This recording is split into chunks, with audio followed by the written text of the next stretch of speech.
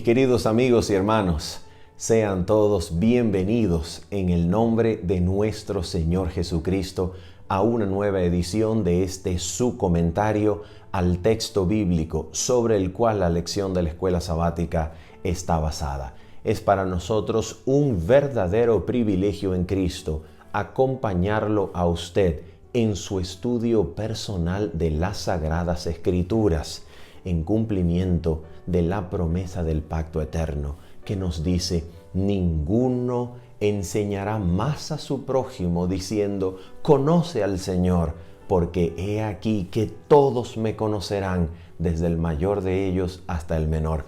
Así que no tome este comentario ni ningún otro como la guía para su estudio. No.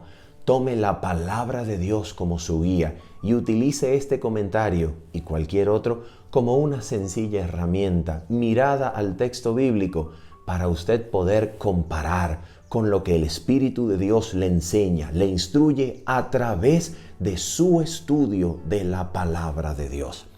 Vaya a la palabra, compare todo con la palabra, déjese enseñar e instruir por el Dios del cielo por medio de su palabra, porque Él anhela enseñarlo a usted individualmente como a cualquier otro ser humano. Así que habiendo dicho esto, solamente recordamos que este comentario al texto bíblico tiene un complemento totalmente en vivo el día sábado a las 7:30 de la mañana, hora de Venezuela, para que usted pueda allí acompañarnos y crecer en el estudio de la palabra del Señor en la gracia de nuestro Señor Jesucristo. Cualquier pregunta e inquietud que este estudio, su estudio personal de la palabra del Señor, engendre durante la semana, allí usted libremente puede comentarla, hacérnosla llegar para intentar darles respuesta en el nombre, en el temor y en la gracia de nuestro Señor Jesucristo. Habiendo dicho esto, sencillamente vamos a hacer entonces una oración y nos introducimos de inmediato al texto bíblico que hoy tenemos por delante. Génesis capítulo 25, mediados de Génesis 25 hasta aproximadamente el capítulo número 31 del mismo libro. Oramos. Nuestro Padre Celestial, Padre bendito, santo, poderoso es tu nombre, Señor, en toda la tierra. La gloria, Señor, y la honra sea para ti. Nosotros, en el nombre de Jesucristo, seguros, amparados en sus méritos perfectos y santos, nos atrevemos a entrar delante de tu trono, Señor, y allí en audiencia santa pedimos que tu Espíritu, conforme a la promesa, nos sea entregado, Señor. Que tu Espíritu venga a nuestras mentes y corazones y dirija nuestras vidas mientras estudiamos tu palabra. Y así, Señor, tú puedas llegar a ser conocido en tu gran misericordia por nosotros. Muéstranos a Cristo, exáltalo delante de nuestros ojos para que le veamos y al contemplarle, tu Espíritu nos transforme de gloria en gloria a su imagen y semejanza. Te lo pedimos, Padre Santo, en el nombre precioso de Cristo Jesús. Amén y amén. Muy bien, nuestro estudio no comienza en primer lugar con Génesis. Nuestro estudio en esta oportunidad comienza con la epístola del apóstol Pablo a los Romanos, capítulo número 9. ¿Por qué razón vamos a comenzar en Romanos 9 si vamos a estudiar Génesis 25 al 31? La razón es muy sencilla, y es que el apóstol Pablo en Romanos capítulo número 9 realiza para nuestro beneficio. Gloria a Dios que el apóstol Pablo, inspirado por el Espíritu Santo, hace eso para nuestro beneficio. Él interpreta la historia que hoy nosotros vamos a intentar interpretar, la interpreta para nosotros. Y su mente, siendo guiada por el Espíritu, es un criterio seguro para nosotros interpretar en esa misma luz Génesis 25 al 31. Y eso es lo que los profetas hacen entre sí. Los profetas no se corrigen entre sí. Los profetas no intentan corregir el error de la cosmovisión de un profeta anterior. No, nada de eso. Los profetas se interpretan a sí mismos porque el espíritu que inspiró a uno es el mismo que inspiró al otro. Por tanto, en el criterio de unidad de las Sagradas Escrituras, los profetas no se corrigen. Los profetas se interpretan a sí mismos, arrojando luz unos sobre otros. Pero toda la Escritura es inspirada por Dios. Por tanto, no podemos decir que el apóstol Pablo interpreta Génesis para corregir la interpretación que en la cosmovisión Moisés plasmó en Génesis. No. El Espíritu de Dios utiliza al apóstol Pablo para enseñarnos lo que el Espíritu de Dios nos dejó a través del profeta Moisés. Y eso es la manera como toda la Escritura constituye una inspiración dada para nuestro beneficio. Vamos a mirar lo que dice entonces, por favor, Romanos capítulo número 9. Romanos capítulo número 9, y vamos a comenzar a leer, por favor, desde el versículo número 3. Vamos a hacer una lectura rápida desde el versículo número 3, y cuando lleguemos al versículo número 8 y 9, vamos entonces a detenernos con mayor tiempo. Dice así el texto, atención. El apóstol Pablo declara: porque deseara yo mismo ser anatema, separado de Cristo, por amor a mis hermanos. ¿Quiénes son los hermanos? Dice él, los que son mis parientes según la carne. Así que él está hablando de sus compatriotas, de aquellos que comparten descendencia carnal del patriarca Abraham. Ahora dice así, atención con esto. Dice, que son israelitas, atención, que son israelitas, de los cuales son la adopción, la gloria, el pacto, la promulgación de la ley, el culto y las promesas, de quienes son los patriarcas y de los cuales, según la carne, vino Cristo, el cual es Dios sobre todas las cosas, bendito por los siglos. Amén. Ahora mira lo que él va a decir. Versículo 6.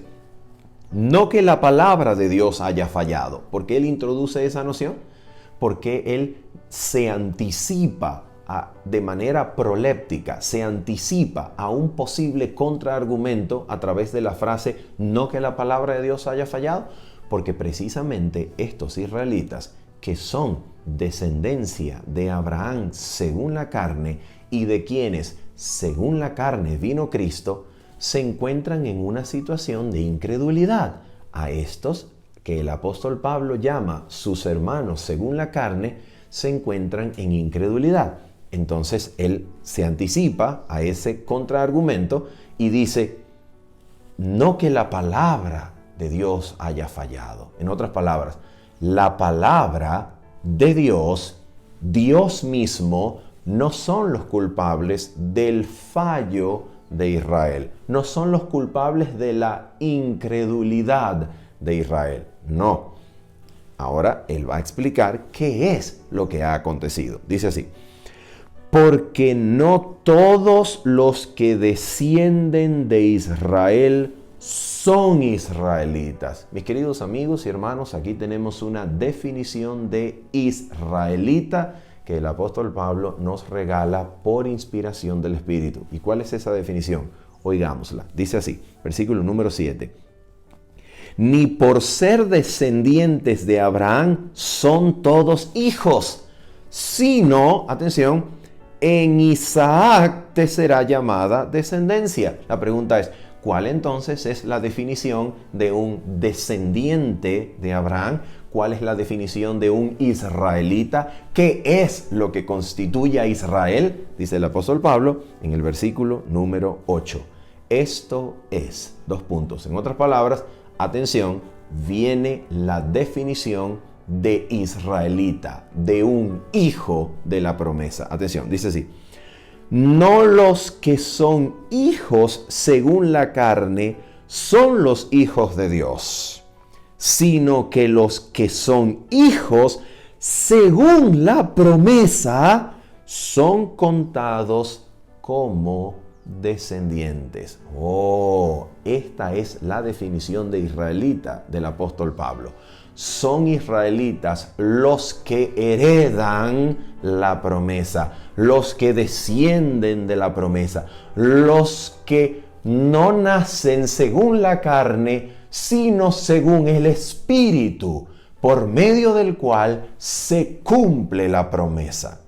La descendencia de Abraham, genuina, real, según el propósito eterno de la mente de Dios, es aquel que hereda la fe del pacto, la fe que tuvo Abraham, la promesa espiritual, y es engendrado por el cielo, por el Espíritu, no de carne ni de voluntad de varón. Atención.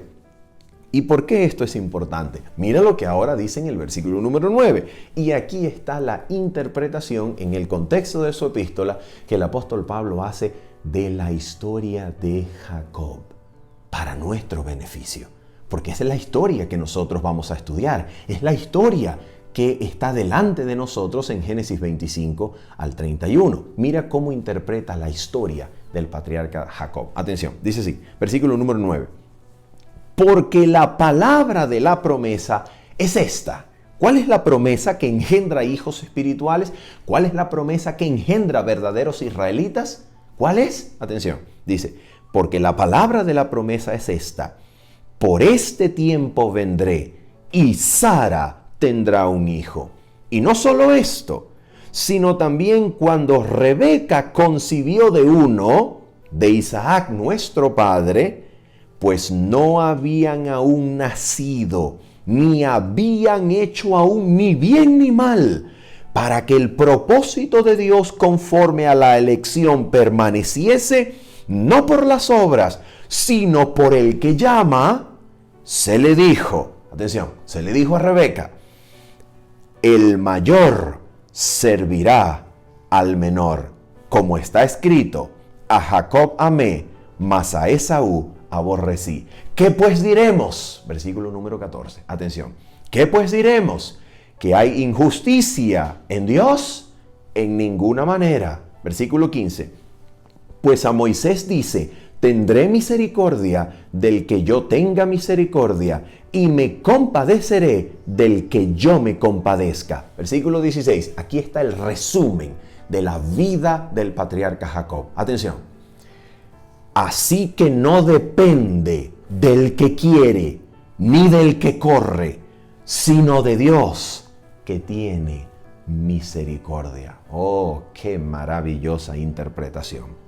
La vida de Jacob, el patriarca, nos enseñará, atención, que para heredar la promesa, para ser un hijo espiritual de Dios, que es la única forma de llegar a ser hijo, porque según el apóstol Pablo en Romanos 8, el capítulo anterior, los que son hijos son los guiados por el Espíritu de Dios. No hay otra forma de ser hijo de Dios, sino guiados por el Espíritu de Dios, que es el agente cumplidor que ejecuta la promesa y la cumple para nosotros. De manera que la única forma de heredar la bendición, la promesa, la primogenitura espiritual, la única manera de llegar a ser un hijo de Dios, no es por medio de la carne,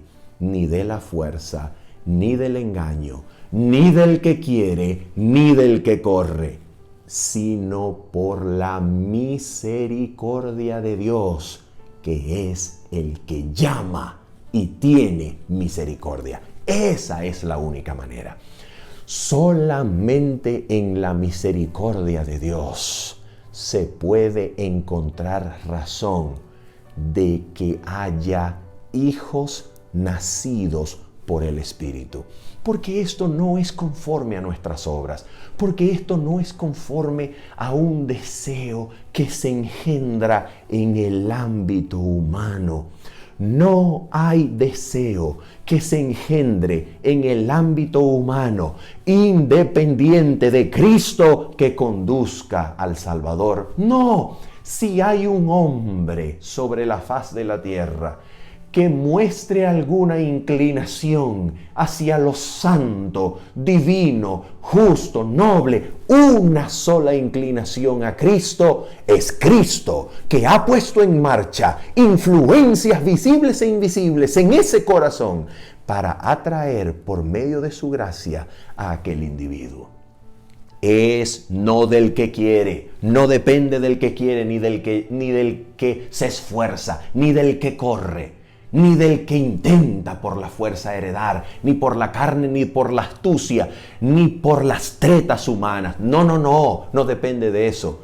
Depende de Dios que tiene misericordia. Y bendito sea el Dios eterno, que en esa misericordia, en Cristo, la humanidad entera ha sido incluida, ha sido representada, para que todo aquel que respire esta atmósfera de gracia, por medio de la cual o en la cual Dios encerró al mundo entero por medio del don de Cristo, pueda respirar esta atmósfera vivificante y ser crecido, ser restaurado a la imagen de hombres y mujeres según la estatura de Cristo Jesús. ¿Qué queremos decir con todo esto? Que la gracia, la misericordia y el propósito de Dios aplicarán para todo aquel que sencillamente no se resista, sino que ceda a este poder de atracción que en Cristo Dios ya ha comenzado a influir en cada ser humano desde su misma concepción.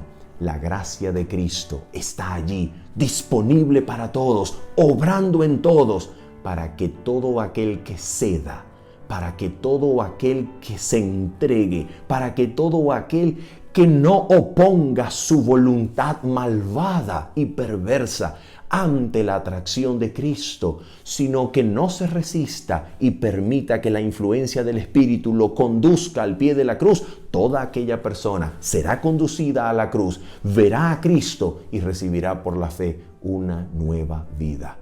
Eso es lo que constituye el nacimiento espiritual. Eso es lo que nos hace hijos. Así que este es el marco de interpretación para comprender la historia de Jacob. ¿Por qué razón? Porque cuando nosotros vamos a Génesis 25, nosotros encontramos exactamente esto. ¿Qué es lo que nosotros encontramos? Mira lo que la Biblia nos va a enseñar. Génesis capítulo 25, por favor, versículo número 19 en adelante. Génesis 25, versículo 19 en adelante. Atención, dice así. Estos son los descendientes de Isaac, hijo de Abraham. Abraham engendró a Isaac. Atención. Y era Isaac de 40 años cuando tomó por mujer a Rebeca, hija de Betuel, arameo, de Padán Aram, hermana de Labán, arameo. Atención, versículo número 21. Y oró Isaac a Jehová por su mujer, que era estéril, y lo aceptó Jehová, y concibió Rebeca, su mujer. Atención, mira, ¿cómo es que sucede esto? A ver, en el texto anterior, en los pasajes anteriores, el autor bíblico nos ha hablado de los nacimientos que provienen de Ismael. No hay ningún problema, Ismael se casa, toma mujer de la que quiere, Ismael engendra hijos, pero la esposa de Isaac es estéril. Pero un momento, no es Isaac el que ha heredado la promesa que Dios le hizo a Abraham para convertirlo en padre de mucha gente, para convertirlo en una gran nación. ¿Cómo es que Ismael engendra y engendra, mientras que ahora Isaac, el heredero de la promesa, la esposa es estéril? ¿Qué es lo que pasa aquí? Precisamente pasa lo que toda la historia de Abraham también nos había querido mostrar de parte de Dios. No se trata de engendrar hijos que nada tengan que ver con el milagro, con la obra del Espíritu, con la dirección de Dios, con su intervención clara, directa, real en la historia humana. No se trata de engendrar hijos por la carne, por el intento y voluntad de varón. Se trata de que esta simiente prometida viva, constate, experimente el poder milagroso de Dios obrando en su historia para que sea de Dios la gloria, para que sea el poder de Dios en virtud del cual las promesas se cumplen, no en virtud de la carne, no en virtud de la voluntad humana. Por eso Dios permite que Rebeca sea estéril, para que quien sea engendrado por ella reconozca la intervención divina en su historia, el milagro de Dios, el fruto del Espíritu, el poder de la palabra cumpliéndose en la historia para que sea de Dios la gloria. Eso es lo que el texto bíblico nos quiere enseñar. Ahora mira esto, dice el versículo número 22 en adelante. Y los hijos luchaban dentro de ella y dijo, si es así, ¿para qué vivo yo? Y fue a consultar a Jehová. Y ahora mira lo que Dios le dice. Maravilloso. Mira lo que el Señor le dice. Y le respondió Jehová, 2 naciones hay en tu seno, y 2 pueblos serán divididos desde tus entrañas. Un pueblo será más fuerte que el otro pueblo, y el mayor servirá al menor. Una pregunta. Según Romanos capítulo número 9, ¿qué es esto que Dios le está mostrando a Rebeca? ¿Qué es lo que Dios le está dejando conocer a Rebeca? Según Romanos capítulo número 9, Dios le está mostrando a Rebeca la elección, su elección. Y una pregunta, la elección de Dios, cuando la historia transcurre, cuando la historia revela lo que en la etapa de la elección es misterioso e inexplicable. Atención, cuando la elección a través de la historia se revela y opera, la pregunta es, nos enseña acerca de Dios, que Dios al elegir es un Dios arbitrario, es un Dios que solamente respeta y le importa su propia soberanía. O la historia revela que la elección de Dios es justa y buena. ¿Qué es lo que la historia al transcurrir revela acerca de la elección? La historia al transcurrir revela que la elección de Dios no es arbitraria, no es injusta, sino que la historia nos muestra en el despliegue del carácter de los individuos que finalmente Dios tenía razón. Y aunque en la etapa de la elección no podamos realmente comprender con total detalle y exactitud cómo opera la soberanía y elección divina con la libertad humana para ejercer, ejecutar y desarrollar el propio carácter, aunque no podamos entender todos los detalles, cómo estas dos cosas armonizan, la elección divina y el desarrollo individual del carácter, el libre albedrío, aunque no podamos entender cómo engranan todas las piezas, porque este es un misterio insondable para la mente humana, es imposible de explicar en cada uno de sus detalles. Podemos descansar y reposar en la seguridad de que cuando la historia despliega el carácter de los elegidos, entonces entendemos que la elección no es arbitraria, sino es justa y buena, porque en el desarrollo del carácter se vindica la justicia de Dios que ha elegido. Y eso es exactamente lo que vamos a ver en Jacob y Esaú. En el despliegue del carácter de Jacob y de Esaú, nosotros podemos ver vindicada la propia elección de Dios para que la historia cumpla y ejerza la función que siempre ha tenido: vindicar los propósitos eternos, insondables del Dios Santo que llama conforme a presciencia, conforme a preconocimiento. No podemos decir que esto está todo resuelto, porque la palabra de Dios siempre, siempre tendrá misterios insondables. Pero hay algo que podemos estar totalmente seguros y firmes, y es que en la historia del desarrollo del gran conflicto, los propósitos eternos de Dios serán vindicados, Dios mismo será justificado, y toda criatura que observe cuidadosamente la historia podrá decir al final: verdaderos y justos son tus juicios, Señor Dios de los cielos. Y eso es lo que va a pasar en la historia de Jacob y Esaú.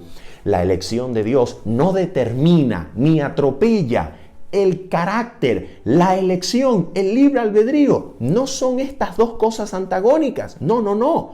Lo que la historia y el desarrollo del carácter de Jacob y Esaú va a mostrar no es que los propósitos de Dios determinan las decisiones humanas. No, sino que las decisiones humanas al final vindican los propósitos de Dios, para que Dios al final se muestre como Dios de misericordia, como Dios de justicia, que permite la historia para que podamos alabar sus juicios anticipados. Y ahora eso es lo que él va a decir. El autor bíblico nos va a mostrar cómo es esto desarrollado, cómo es esto verificado en la historia. Vamos a mirarlo. Atención.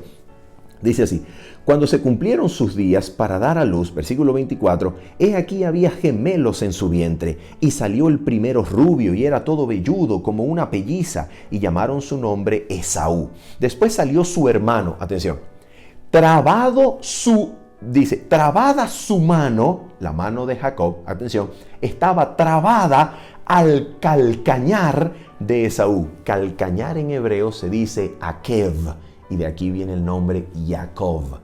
Akev, talón, calcañar. Jacob, el que va a ir tras el talón. Fíjate esto. ¿Qué significa esto? Dice el texto, atención. Y fue llamado su nombre Jacob, que viene del hebreo, Jacob, que viene en realidad de la palabra hebrea Akev, que significa talón. ¿Por qué esto? Atención, mira esto. Hay un dicho en mi país, Venezuela, que se dice cuando alguien está en peligro de ser superado por otro. El dicho es que ese le está corriendo o pisando los talones. Fíjate, el dicho proviene de una metáfora de carrera, en donde dos corredores están vía a la meta, y cuando el que va de segundo se acerca al primero, si quiere suplantarlo, si quiere quitarle el lugar, si quiere pasarlo, se acerca, y cuando se acerca comienza a pisarle los talones. Esa es exactamente la metáfora que quiere transmitir la palabra sagrada en esta oportunidad. Jacob traba su mano del talón de su hermano. ¿Por qué? Porque lo está persiguiendo, porque está tratando de tomar su lugar, porque está tratando de salir primero que su hermano. ¿Por qué?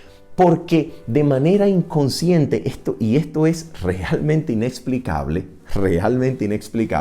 de manera inconsciente, desde sus primeras etapas de vida, está intentando ser el mayor, está intentando heredar la primogenitura, está intentando recibir la bendición que Isaac va a pronunciar sobre el mayor, porque es el primogénito, porque es el primer nacido, y recibirá la primogenitura espiritual que comprende, atención, las bendiciones materiales y terrenales en doble porción, y la herencia del sacerdocio espiritual para ocuparse de todo lo que con respecto a Dios repercute e incluye a su familia. Eso es la primogenitura, una doble porción de toda la herencia material y la herencia del sacerdocio espiritual para la familia. Jacob, el que pisa o el que va tras el talón, lo que intenta es, de manera inexplicable, desde las mismas etapas inconscientes de su vida, lo que revela su vida es un intento de ocupar el lugar del mayor de la familia. Y esto es lo que la historia sagrada nos va a mostrar. Ahora mira esto, atención, versículo 27. Y crecieron los niños, y Esaú fue diestro en la caza, hombre de campo. Y esto le va a constituir el favoritismo de su padre, la predilección. Su padre Isaac se desvivía por ese muchacho. Su astucia, su sagacidad, su libertad, su valentía, la capacidad de domar el reino salvaje, apoderándose del campo y conquistando territorio, llena al padre de gozo, llena al padre de orgullo. Así como cuando uno lleva a un hijo suyo, y esto es un sentimiento paterno mundial, universal. Uno lleva a un hijo suyo a un deporte y ve a ese muchacho como cuerpo a cuerpo pelea la pelota y la disputa y se crece sobre sus compañeros, y el corazón del padre se llena de orgullo, y entonces piensa que ese muchacho lo va a hacer crecer, dejará el nombre bien en alto. Pero generalmente el muchacho contemplativo, tranquilo, que prefiere las artes del pensamiento, de la meditación profunda y el pensamiento centrado, enfocado, que en pasividad piensa y descifra los misterios. Entonces ese muchacho es como extraño, ese muchacho es como raro, ese muchacho parece que no se pone las pilas, parece que está siendo rebasado por sus hermanos. Y esto es exactamente lo que está ocurriendo en la familia de Isaac. Isaac se le llena el corazón al ver este muchacho que en su sagacidad domina la naturaleza, la caza, la vida salvaje. Este es el hijo de la promesa, este es el heredero de la primogenitura, y llena su corazón de predilección por Esaú. Pero Rebeca, que había escuchado las palabras del ángel, conversa con su esposo y quiere instruirlo sobre la elección divina. Pero Isaac no está convencido. Isaac no está convencido de que Jacob tenga las características de la primogenitura, las características de ser el hijo de la promesa. Isaac no está convencido. Y entonces esto es lo que comienza a gestar las tretas humanas para ver quién de los dos va a heredar la bendición. Como si la bendición dependiera del que corre o del que quiere y no de Dios, que tiene misericordia. ¿Te das cuenta de lo que la Biblia nos está enseñando? Mira esto, sigue diciendo el texto entonces. Dice, pero Jacob, versículo 27, era varón quieto que habitaba en tiendas. Y amó Isaac a Esaú, porque comía de su casa, mas Rebeca amaba a Jacob. Y ahora mira lo que va a ocurrir aquí, atención. Y guisó Jacob un potaje, y volviendo Esaú del campo, cansado, dijo a Jacob, te ruego que me des a comer de ese guiso rojo, porque estoy muy cansado. Por tanto fue llamado su nombre Edom. Atención, versículo 31. Y Jacob respondió, véndeme en este día tu primogenitura. Atención, esto es un despliegue del carácter.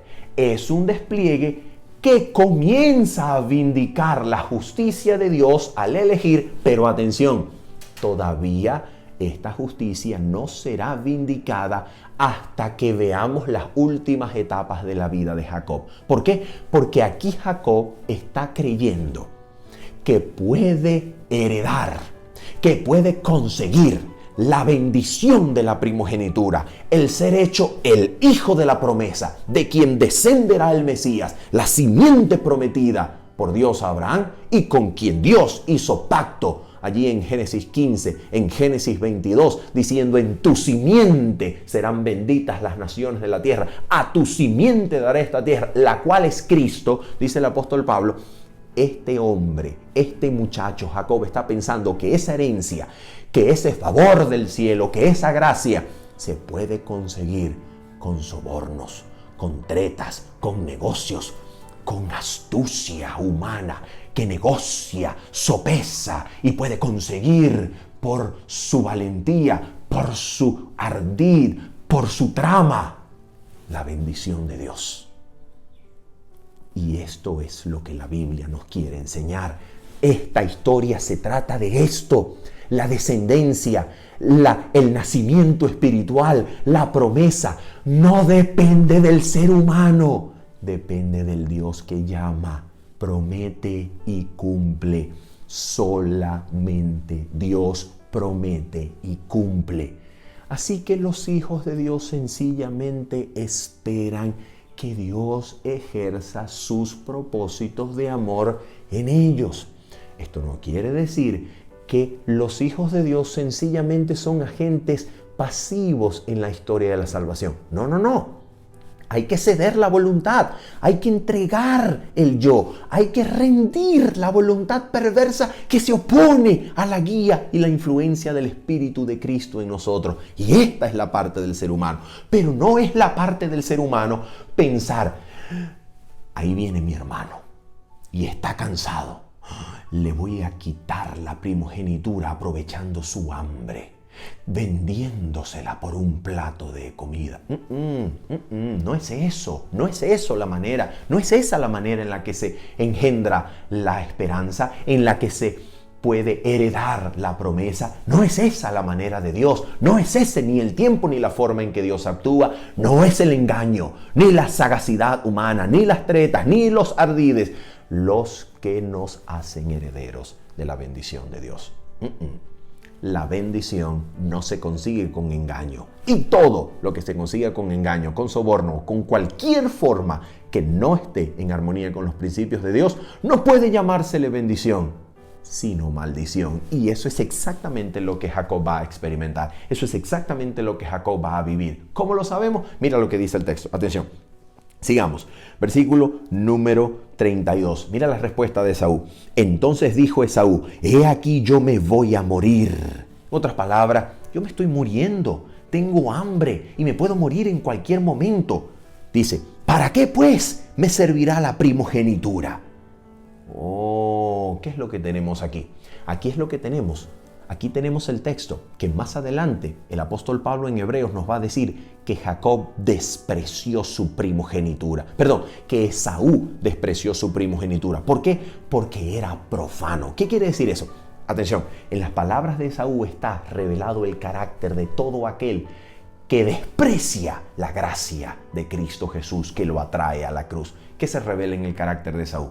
Atención, todo aquel individuo que como Esaú piense que lo terrenal, lo que puede ver, lo que puede experimentar en el aquí y ahora, lo que puede tener en sus manos como seguro, lo que puede alcanzar por su fuerza, lo que puede asegurar por su propia provisión, por su propia capacidad de resolución, todo aquel humano que se quede con el goce y disfrute de lo que aquí y ahora puede tener y experimentar, despreciando los beneficios incomparables del porvenir que Cristo promete como galardón a los que en su nombre sufran acá tribulación, todos aquellos son como Esaú, profanos, desprecian las promesas, desprecian al Dios que promete galardón. ¿Por qué? Porque esta promesa parece etérea, parece que se esfuma en la nada, mientras que lo que está aquí, la casa que tengo, el carro que tengo, el dinero que tengo, es lo que vale, es lo que hay que poner la mente, en esto es lo que hay que enfocarse,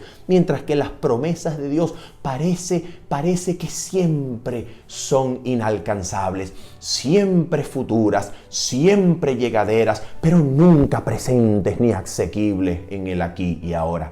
Ese es el carácter de todos aquellos que cuando son influenciados por la gracia de Cristo que alumbra a todo hombre que viene a este mundo, dicen, no me importa, prefiero el aquí y ahora, no me interesa, muchas gracias, yo me quedo con lo que tengo, no me interesa heredar un futuro galardón, no me interesa heredar una tierra nueva, me quedo con esta que conozco, que puedo dominar y donde puedo alcanzar por mis fuerzas. Ese es el carácter. Entonces nota esto, la historia está mostrando, por un lado, de manera anticipada, pero no todavía completa, sino meramente parcial. La historia está mostrando que Dios tiene razón al elegir a Jacob.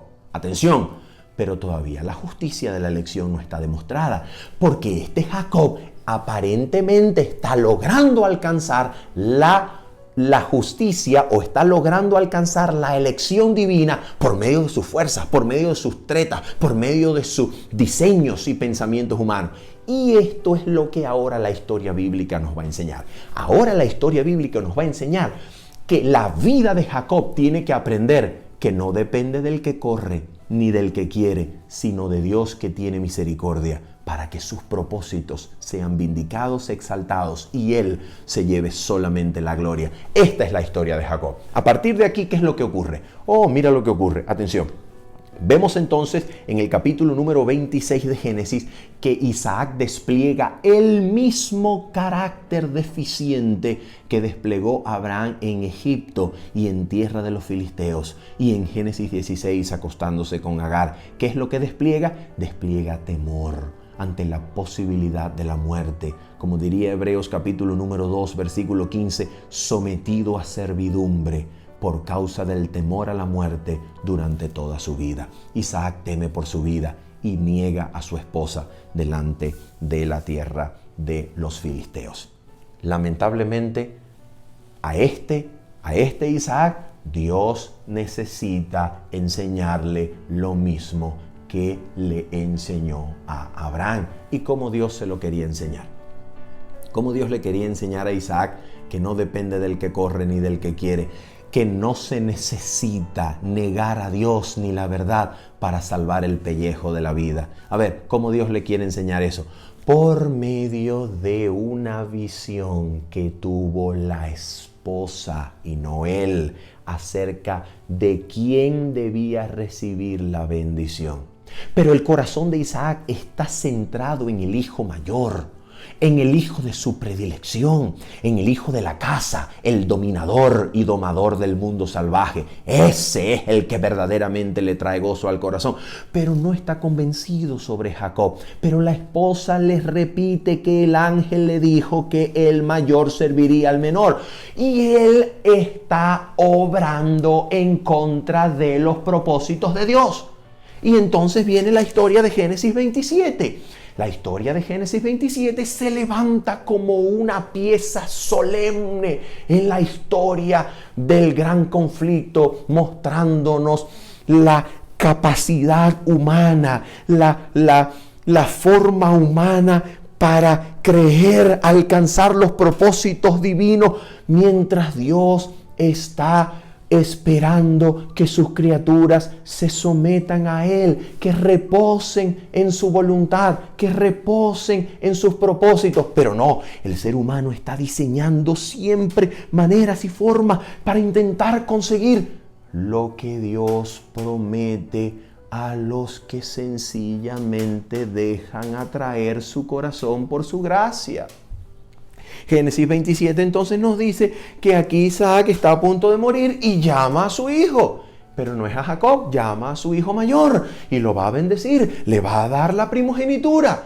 Y Rebeca entonces hace una trama, una trampa, un engaño y le dice a su hijo: cualquier cosa si sale mal y te maldice en vez de bendecir, que la maldición caiga sobre mí. Pero tú, hijo mío Jacob, escúchame y haz exactamente lo que yo te digo. Y entonces el muchacho obedece a su madre, así como Abraham obedeció y siguió la voz de Sara, así Jacob ahora obedece y sigue la voz de su madre y hace todo lo que la madre dice, y al final logra con engaño: Jehová puso la casa delante de mí, Jehová me ha prosperado en el viaje, y niega y miente en el nombre de Dios, y entonces recibe la bendición.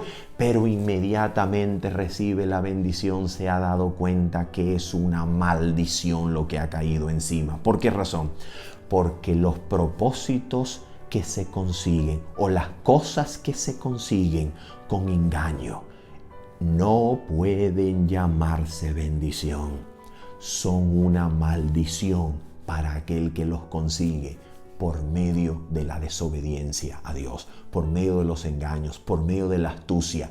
Todo aquello que se consiga de esa forma es una maldición, no es una bendición. Y aquí comienza la historia de Jacob, huyendo de su pasado, huyendo de su engaño. Ha suplantado al hermano, le ha hecho virtud al nombre, es un suplantador, como el texto lo llama. Es Jacob, el que pisa los talones, el que quiere suplantar, ha suplantado al hermano, ha obtenido la bendición con engaño y ahora huye delante de su familia, huye de su casa, huye de su parentela, huye de su madre, huye de su pasado y se encuentra solitario en el desierto, en medio de las montañas. Abandonado se siente de parte de Dios. No que Dios lo haya abandonado, sino que se siente abandonado de parte de Dios. Y ahora entramos a Génesis 28. Solemne, maravilloso pasaje. Maravilloso pasaje. Atención, dice entonces en Génesis capítulo número 28, versículo número 10, lo siguiente. Vamos allá, dice el texto. Salió pues Jacob de Berseba y fue a Harán. Y llegó a un cierto lugar y durmió allí. Atención, ¿a dónde está yendo Jacob? ¿A dónde va? Va al lugar desde donde el cual Dios sacó a Abraham. Es como si, mira esto. Es como si al oír la voz de Dios y someterse a ella, Dios nos mueve según sus propósitos a la herencia eterna, a la tierra prometida. Pero cuando no se oye la voz de Dios, no se espera paciente que Dios cumpla su promesa en su tiempo y en su momento, sino que se intenta forzarla según los términos del viejo pacto, se intenta conseguirla por engaño, por fuerza humana, por intención humana, entonces la simiente retrocede al mismo lugar desde donde Abraham salió, a Babilonia. ¿Te das cuenta? Por eso Génesis es absolutamente maravilloso en este motivo. Cuando el siervo de Dios espera la voluntad de Dios, se humilla delante de su Señor y experimenta la atracción de la gracia de Dios a la cual cede, el siervo es guiado a la herencia eterna. Pero cuando se exalta la voluntad humana, el criterio humano, la opinión humana, la capacidad y la astucia humana, se exalta por encima de la promesa, entonces la humanidad retrocede a Babilonia y es esclavizada nuevamente. ¿Te das cuenta? Maravilloso. Entonces mira esto. Dice, versículo número 11 de Génesis 28, y llegó a un cierto lugar y durmió allí porque ya el sol se había puesto. Atención con este dato interesante. El sol no le volverá a amanecer a Jacob sino hasta que raye el alba en su futura lucha con el ángel de Dios. El sol se le puso y su vida de allí en adelante fue puras tinieblas. Pero mira esto, dice así: y tomó de las piedras de aquel paraje y puso en su cabecera y se acostó en aquel lugar y soñó. Versículo 12. Y he aquí una escalera que estaba apoyada en tierra. La partícula hebrea final enclítica que lleva la palabra eretz en hebreo es una partícula que puede ser interpretada como una partícula direccional, como si la escalera proviene del cielo y llega hasta alcanzar la tierra. Y eso es exactamente lo que la Biblia nos va a enseñar. Ya lo vamos a ver. Atención. Dice así: entonces su extremo tocaba el cielo, su extremo de la escalera, y he aquí ángeles de Dios que subían y descendían por ella, por medio de la escalera. Versículo 13. Y he aquí Jehová estaba en lo alto de ella, el cual dijo, atención, fíjate, Jehová Dios está en lo alto de la escalera conecta el cielo con la tierra, la escalera alcanza la tierra, la escalera alcanza la soledad, el desespero, el abandono de un hombre que huye de su pasado, huye de su error, huye de su vida, huye de su pecado, y la escalera lo alcanza en el pozo de su experiencia humana, en el lugar más bajo de su vida, la escalera lo alcanza y Dios está arriba. Atención, ¿y qué es lo que Dios dice? Dios dice de esta escalera que por medio de ella suben y bajan ángeles. Atención, el hombre no tiene que subir por sí mismo esa escalera para alcanzar a Jehová. No. Los dones de Jehová Dios llegan hasta el hombre por medio de la ministración de ángeles que suben y bajan, por medio de aquel que conecta el cielo con la tierra, Cristo, la escalera de Jacob. Ya lo vamos a interpretar según Juan capítulo número 1. Pero mira lo que dice Dios, atención.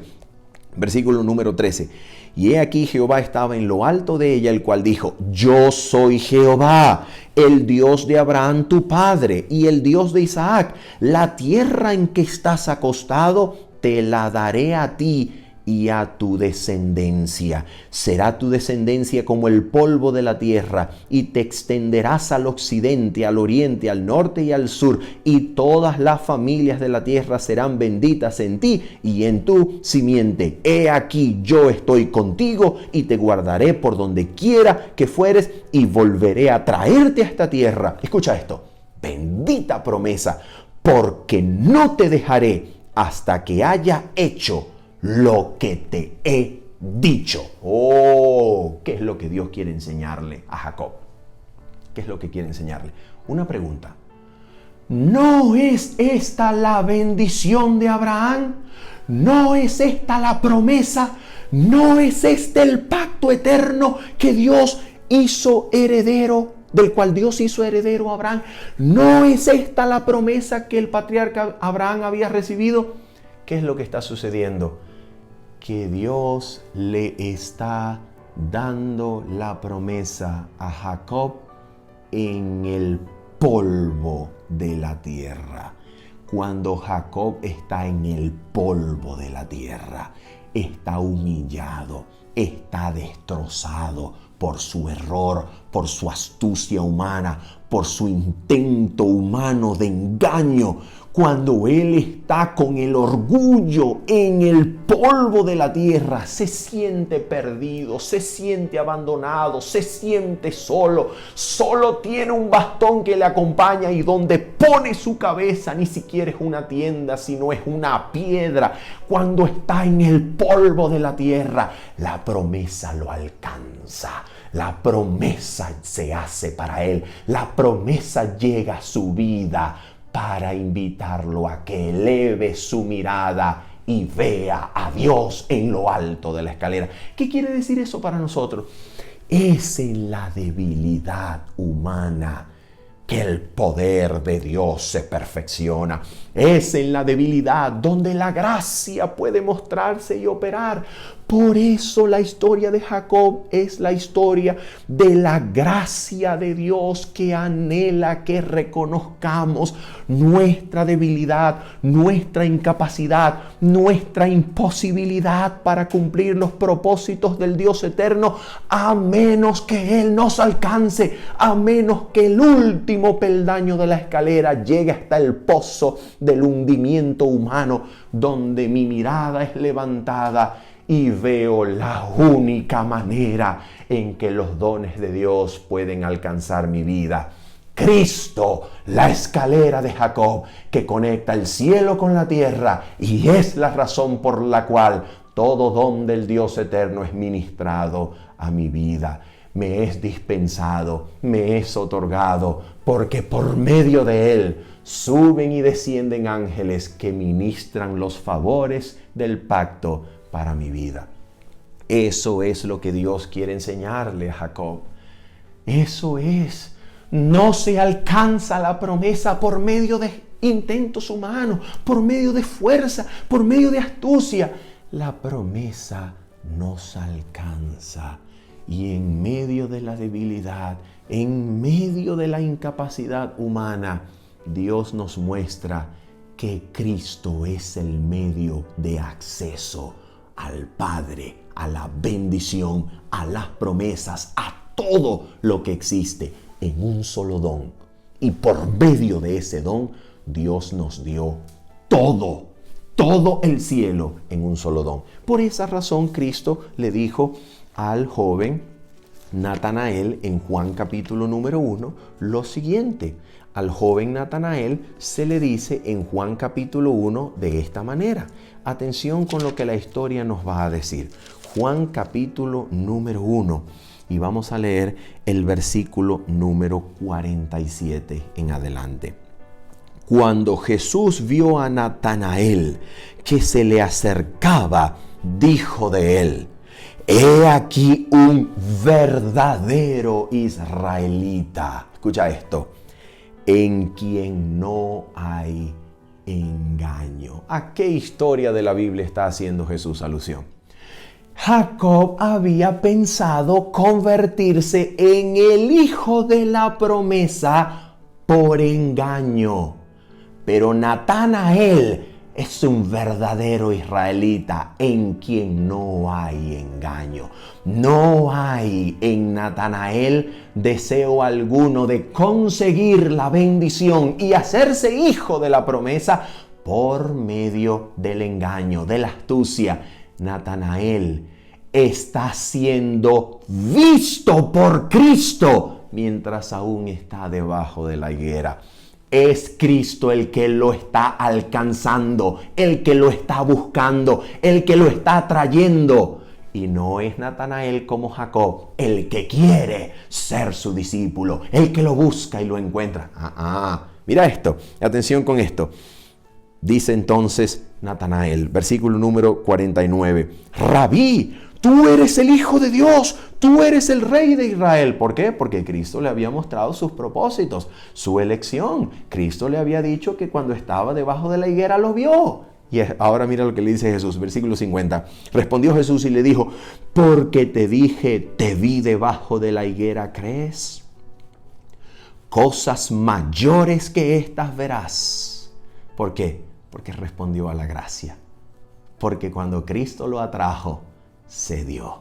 Porque cuando Cristo lo encontró, no se opuso, sino que vino. He aquí la historia de Jacob, interpretada en Juan capítulo número 1. No es el humano que encuentra, no depende del que quiere ni del que corre, sino de Dios que tiene misericordia. Y esta misericordia había encontrado a Natanael. Y mira lo que dice Jesús. Y le dijo, versículo 51, de cierto os digo, de aquí en adelante veréis al cielo abierto y a los ángeles de Dios que suben y descienden sobre el Hijo del Hombre. Cristo es el medio por el cual todo don perfecto de Dios, toda promesa del pacto, toda bendición, toda herencia, toda bendición espiritual, como diría Efesios capítulo 1, versículo 3, se nos ha dado en Cristo. Aquel que ceda a Cristo, cuando Cristo ilumine su corazón, aquel que responda a su gracia que lo atrae, cuando Cristo se le revela y pone en él influencias visibles e invisibles para atraerlo a la cruz, aquel que ceda es y será un verdadero israelita en quien no hay engaño, porque no intentó él conseguir por medio de criterios humanos, por medio de opiniones humanas, por medio de planes diseñados en los lugares más inteligentes de la mente humana, la herencia, la primogenitura, el don de Dios. No. Sino que ante la gracia reconoció que a menos que Dios llame, que a menos que Dios levante la mirada, nuestra debilidad nos hará permanecer en el polvo de la tierra. Pero allí en el polvo de la tierra, con el orgullo humillado, con el orgullo hecho pedazos, aquel que vea en Cristo su único medio de recibir alguna cosa noble de parte del cielo, aquel que se aferre a Cristo como lo único, lo mejor, lo primero, lo último en cada paso del camino, aquel que haga de Cristo su fuerza, entonces verá ángeles de Dios subir y bajar que traen por medio de Cristo todo don perfecto de parte del cielo. Esos son israelitas en quien no hay engaño. Habiendo dicho esto y esperando que su vida haya sido edificada en la gracia de nuestro Señor Jesucristo, nos despedimos diciéndole, nos vemos el día sábado, 7:30 de la mañana, hora de Venezuela. Bendiciones. Chao, chao.